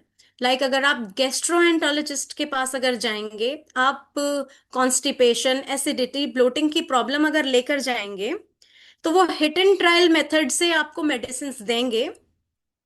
लेकिन स्टिल आप जब रिविजिट करेंगे, अगर आप कहेंगे स्टिल ब्लोटिंग एंड स्टिल अगर एसिडिटी की प्रॉब्लम कंटिन्यू है, तो वो सीधा आईबीएस की प्रॉब्लम वहां पर डायग्नोस कर देते हैं। कुछ समझ में नहीं आ रहा तो they write IBS on the description, and वहां पे वो सीधा आईबीएस लिख देते हैं। देन एसिड रिफ्लक्स की प्रॉब्लम आ सकती है, कॉन्स्टिपेशन की problem, bloating, gastritis, ulcers. Ulcers are like जो छोटे छोटे, लाइक जो हमारा फूड पाइप है या फिर हमारा स्टमक है, जो इंटेस्टाइन है, उसके अंदर छोटे छोटे लाइक घाव, जिसे जख्म कहते हैं, वो बन जाता है अल्सर्स, जिसकी वजह से ब्लड भी आ सकता है। एंड आईबीडी, ये सारी प्रॉब्लम्स डेवलप हो जाती हैं। Like I am focusing more on constipation. Like constipation is like a bodies traffic jam. Like जैसे बाहर अगर रोड पे अगर ट्रैफिक जैम हो जाता है, तो उसकी वजह से कितना नॉइस पॉल्यूशन और कितनी प्रॉब्लम होती है। तो same can occur in our body. अगर जो हमने खाना खाया है प्रॉपरली अगर डाइजेस्ट नहीं हुआ, डाइजेस्ट होकर अगर वो गट के थ्रू नीचे जाता है, तो अगर कॉन्स्टिपेशन है, अगर प्रॉपर गट मूवमेंट नहीं है, तो जो स्टूल हमारी बॉडी में बना है वो प्रॉपरली एक्सक्रीट आउट अगर नहीं होता है, तो उसको हम कॉन्स्टिपेशन कहते हैं। Like constipation is not the absence of stool, it is the absence of healthy movement in the gut. हमारे फूड पाइप से लेकर हमारी स्मॉल इंटेस्टाइन, हमारी लार्ज इंटेस्टाइन के अंदर एक मूवमेंट चलती है, जिसको पेरिस्टालिसिस मूवमेंट कहते हैं। ये जो मूवमेंट है ये बहुत जरूरी है हमारे जो टॉक्सिन्स हैं उनको आगे पुश करने में। अगर इस मूवमेंट में भी प्रॉब्लम आ जाए, गट की इस मूवमेंट में भी प्रॉब्लम आ जाए, तो भी हमें कॉन्स्टिपेशन या फिर डायरिया वाली प्रॉब्लम्स को मीन्स हम उस चीजों को देखना पड़ सकता है। लाइक कॉन्स्टिपेशन कब होगा? जब गट की मूवमेंट जो है स्लो होगी, और अगर गट की मूवमेंट अगर ज्यादा है तो वो डायरिया का रूप लेगा। लाइक कॉन्स्टिपेशन मैं आपको इस फ्लो चार्ट के थ्रू लाइक समझाती हूँ थोड़ा सा। लाइक कॉन्स्टिपेशन अगर है, अगर जो टॉक्सिन है जो हमारी बॉडी से निकलना चाहिए, जो स्टूल है वो निकलना चाहिए, अगर वो हमारी बॉडी में रेजिस्ट कर जाता है, हमारी बॉडी में रहता है, तो उससे क्या होगा? वो फर्मेंटेशन होगी वहां पर, और उस फर्मेंटेशन की वजह से gas, bloating, acidity and poor digestion की वजह से और कॉन्स्टिपेशन होगा। So constipation is the first sign of an unhappy gut. अगर किसी को कॉन्स्टिपेशन है, मीन्स वो अपनी बॉडी से जो है टॉक्सिन्स को नहीं एक्सक्रीट आउट कर पा रहा है, तो that's a problem. Like constipation is the first sign of an unhappy gut. जितने ज्यादा टाइम तक जो टॉक्सिन्स हैं हमारी बॉडी में स्टे करते हैं, उतने ही ज्यादा हमारी बॉडी में प्रॉब्लम्स आते हैं।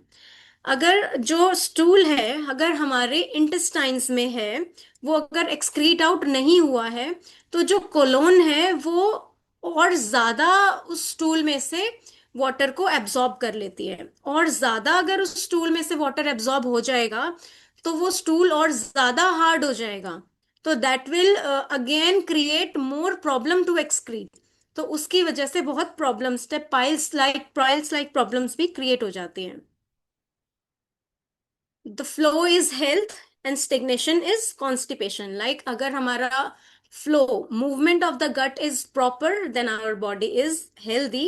एंड अगर स्टेग्नेशन है, the Stagnation is constipation. Constipation is not about the stool alone, it's about gut function. सिर्फ कॉन्स्टिपेशन की स्टूल ना जाना, आज स्टूल पास नहीं होना, सिर्फ इतना ही कॉन्स्टिपेशन नहीं है।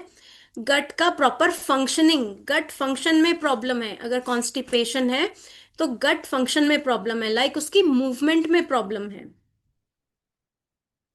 Constipation is not just about what you eat, it is also about what you think, you feel, and hold on to. Like हम जैसा सोचते हैं, अगर हम रिलैक्स्ड हैं तो हमारी गट की मूवमेंट तक साइंस जाते हैं। लाइक माइंड इज रिलैक्स्ड तो गट इज रिलैक्स्ड। अगर हम किसी दिन स्ट्रेस में होते हैं तो आप लोग फील करेंगे कि आपका जो बॉल मूवमेंट है उसमें भी इफेक्ट आता है। अगर ज्यादा स्ट्रेस है, एंजाइटी फील है, तो उन लोगों में डायरिया प्रॉब्लम ज्यादा आती है। और जो लोग एंगर और ऐसे वाले इमोशंस को रखते हैं उनको कॉन्स्टिपेशन प्रॉब्लम्स ज्यादा आती हैं। लाइक जो सप्रेस्ड इमोशंस हैं, सप्रेस्ड एंगर है, तो उनका उसका इफेक्ट उसकी गट मूवमेंट पे भी आता है। लाइक वो गट मूवमेंट थोड़ी स्लो हो जाएगी, जिसकी वजह से आपकी बॉडी टॉक्सिन्स को, स्टूल्स को एक्सक्रीट आउट करने में प्रॉब्लम करती है। तो constipation is not just about what you eat, it is also about what you think, feel and hold on to. So इसको स्ट्रेस के थ्रू कनेक्ट करते हैं। लाइक स्ट्रेस और एंजाइटी अगर कोई पर्सन फील करता है तो उसका ब्रेन गट एक्सिस अफेक्ट होता है, जो मैंने लास्ट टू लास्ट स्लाइड में शो किया था। लाइक ब्रेन और गट का जो कनेक्शन होता है वो अफेक्ट होगा अगर स्ट्रेस और एंजाइटी कोई पर्सन फील करता है तो, जिसकी वजह से उसका गट मूवमेंट स्लो होगा। आप खुद इमेजिन करके देखिए, अगर गट का मूवमेंट ही स्लो है तो आगे जो टॉक्सिन्स हैं वो आगे मूव करने में प्रॉब्लम आएगी। और जितना ज्यादा टाइम तक अ, जो स्टूल है वो अगर बॉडी के अंदर है तो वो और ज्यादा हार्ड होता रहता है, क्योंकि कोलोन का काम क्या है, उस स्टूल के अंदर से एक्स्ट्रा वाटर को एब्जॉर्ब करना। और कई बार तो क्या होता है कि जो टॉक्सिन्स होते हैं बॉडी उसको दोबारा से रीअब्जॉर्ब भी करने लग जाती है। अगर ज्यादा टाइम तक हमारी बॉडी में स्टूल रह जाता है, जिसको कॉन्स्टिपेशन प्रॉब्लम होती है, 2 डेज 3 डेज, तो उसकी वजह से क्या होता है, गट का मूवमेंट जो है स्लो हो जाता है।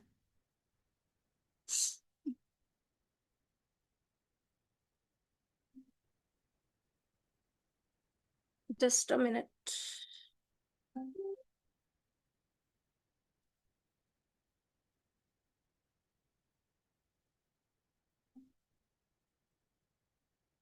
I am so sorry for the inconvenience.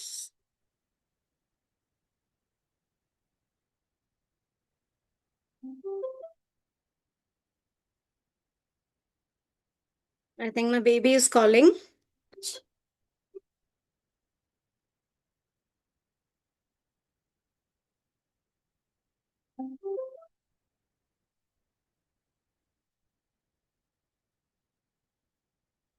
So this is the link between the stress, anxiety and the brain gut axis, जिसकी वजह से स्लो गट मूवमेंट हो जाएगा एंड कॉन्स्टिपेशन हो जाएगा उसकी वजह से। एंड अगर कॉन्स्टिपेशन है तो उसकी वजह से गैस, ब्लोटिंग एंड एसिडिटी के सिम्टम्स हमें शो होंगे। Like this is a tree. इस ट्री के फॉर्म में आपको मैं समझाने की कोशिश करती हूँ। लाइक जो ये ऊपर जो ब्रांचेस दिख रही हैं, ये सारे सिम्टम्स हमें शो होते हैं। स्टमक हर्ट्स, किसी का स्टमक पेन है, या फिर किसी की बॉडी किसी फूड को जो है रिएक्ट करती है, या फिर कोई ब्लोटेड फील करता है, या फिर किसी को कॉन्स्टिपेशन या डायरिया है। ये वाले वो सिम्टम्स हैं जो हमें दिख रहे हैं। लाइक ब्लोटिंग होना, एसिडिटी होना, पेट में दर्द होना, दीज आर द। सर ये बीच में रुका क्यों?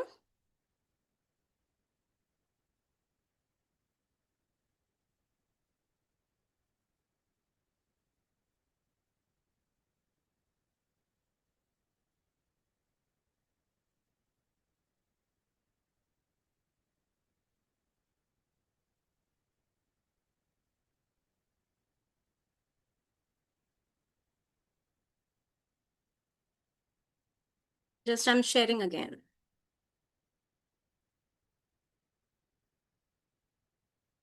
Sir, my slide is visible?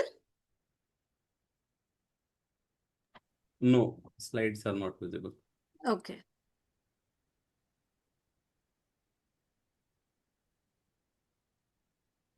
We have to wrap up now. Time is 9:30. Okay, so just a minute.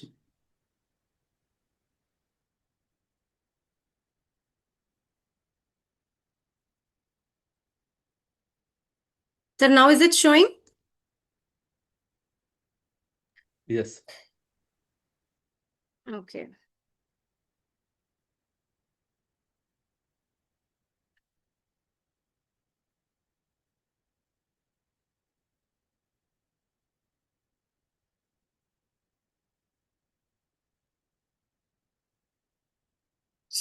मैं ये बता रही थी कि जो ये सिम्टम्स हैं जो हमें दिखते हैं, like bloating, acidity, constipation, diarrhoea, या फिर किसी फूड से इंटॉलरेंस, तो वो सिर्फ हमें दिख रहे हैं, लेकिन उसके पीछे का जो रूट कॉज है, जो उसके पीछे की प्रॉब्लम हो सकती है, वो हमें दिखती नहीं है। लाइक जो जैसे जो हमारे ट्री की जो ये रूट्स हैं, हमारी प्रॉब्लम की भी ये रूट्स हो सकती हैं।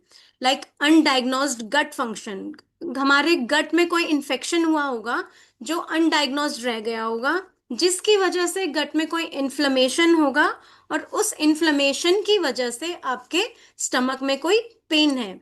तो स्टमक पेन का भी जो रूट कॉज है वो अनडायग्नोज्ड गट इन्फेक्शन भी हो सकता है, या फिर हमारे स्टमक के अंदर प्रेजेंट लो एसिड, या फिर कॉन्स्टेंटली हमारी बॉडी फाइट और फ्लाइट मोड में रहना, लाइक स्ट्रेस में रहना।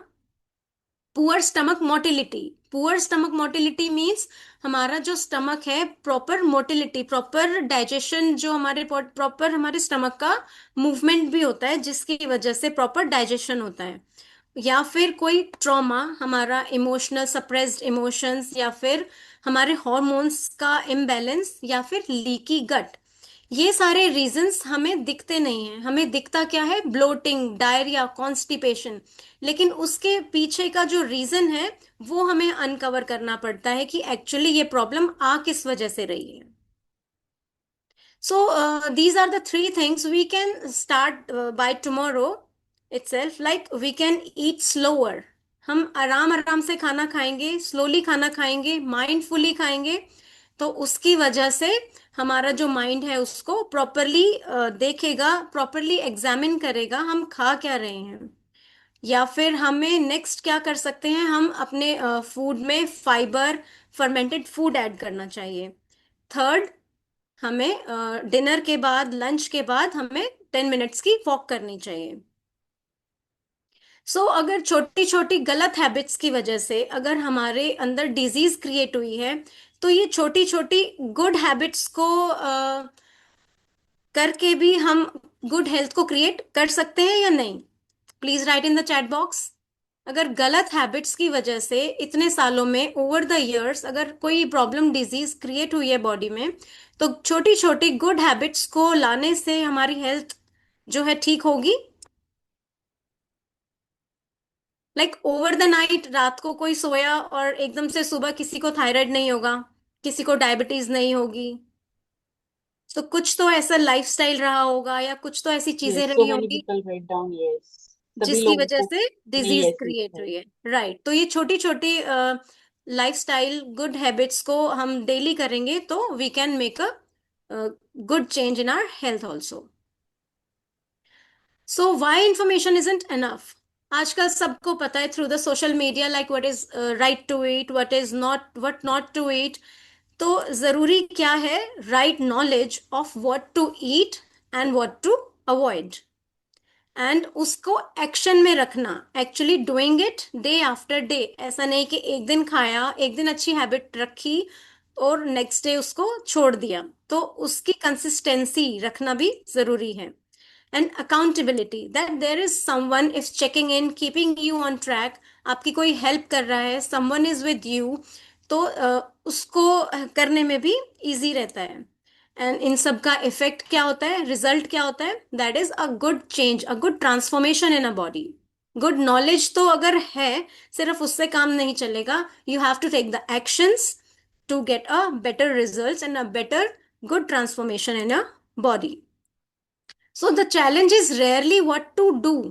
The challenge is its implementation. उसको implement करना, consistently उस चीज को follow करना, और according to your personalized, according to your body, कि आपकी body किस टाइप की है, आपका रूटीन किस टाइप का है, आपकी लाइफ किस टाइप की है, उसके accordingly personalized सारी चीजें करना.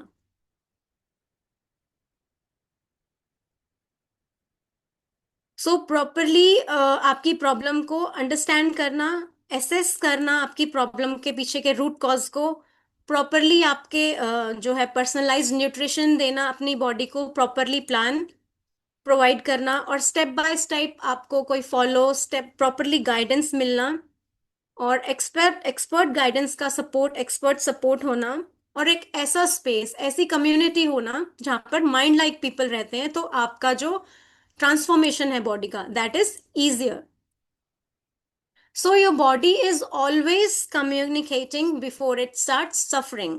छोटे छोटे सिम्टम्स के थ्रू आपकी बॉडी जो है शो करती है that something is in problem, like जैसे gas, acidity, bloating, constipation, low energy, ये सारे सिम्टम्स बॉडी शो करती है पहले ही. अगर इन चीजों को, इन प्रॉब्लम्स को अगर हम टाइम से सुन लेते हैं, एग्जामिन कर लेते हैं, उस पे वर्क करते हैं, तो हम अपनी बॉडी को आगे क्रॉनिक डिजीज के ले जाने के लिए हम उसको रोक लेते हैं, हम बचा लेते हैं अपनी बॉडी को एक डिजीज उसके अंदर बनने से. So when you heal the gut, you create the foundation for healing the body and mind. Like अगर हमारी gut properly healed है, तो हमारा बॉडी एंड माइंड भी प्रॉपरली हील्ड होगा. तो हमारा जो बॉडी, माइंड एंड सोल, तीनों चीजें अलाइंड हैं, तो हम क्या हम अपनी बॉडी को डिजीज से बचा सकते हैं, अ गुड ट्रांसफॉर्मेशन हम अपनी बॉडी में देख सकते हैं. उसके लिए हमारे गट हेल्थ का ठीक होना बहुत जरूरी है. So thank you for your listening and for your patience.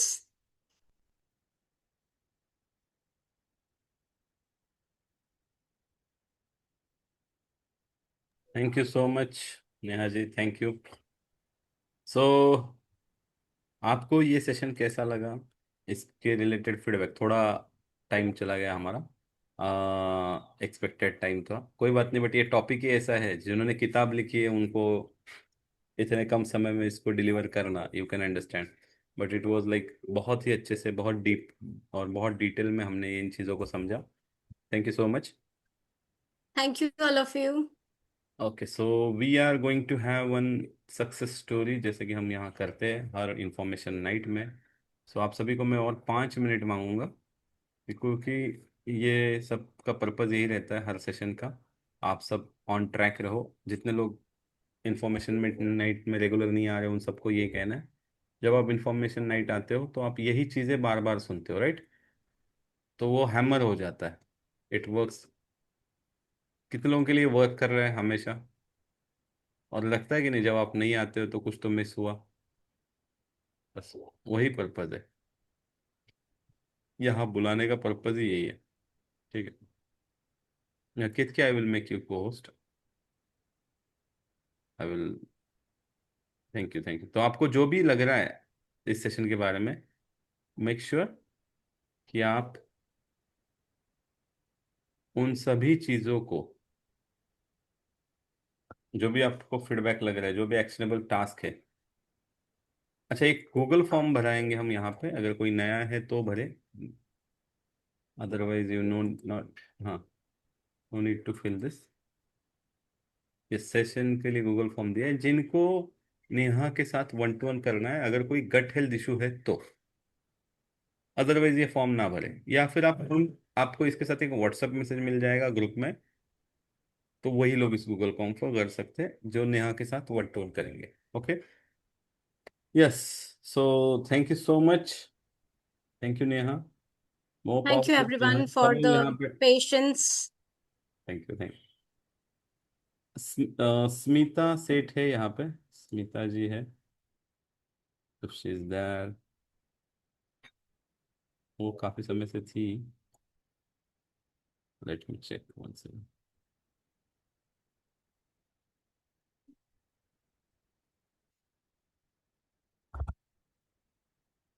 She is not there, okay.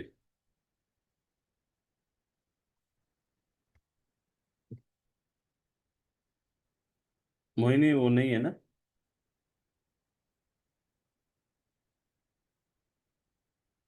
Mohini है क्या यहाँ पे? हाँ मोहिनी है। कोई बात नहीं मोहिनी, उनको बोल दो नेक्स्ट वीक करेंगे। और आपको कुछ कॉल पे बोला उन्होंने? नहीं, वो थे अभी तक तो। अच्छा देखो फिर एक बार, नहीं तो रहने दो अभी, काफी उनको बोलो कॉल करके नेक्स्ट मीटिंग में करेंगे। वो ज्वाइन हाँ जी कर, सर, वैसे भी वो बोलती मैं। डायबिटीज का बूट कैंप है, वहां पे शेयर करेंगे उनका HbA1c का। लास्ट सेशन है ना, वहीं पे शेयर करेंगे, बोल दो उनको लेट हो गया। हम्म। जी सर। जी।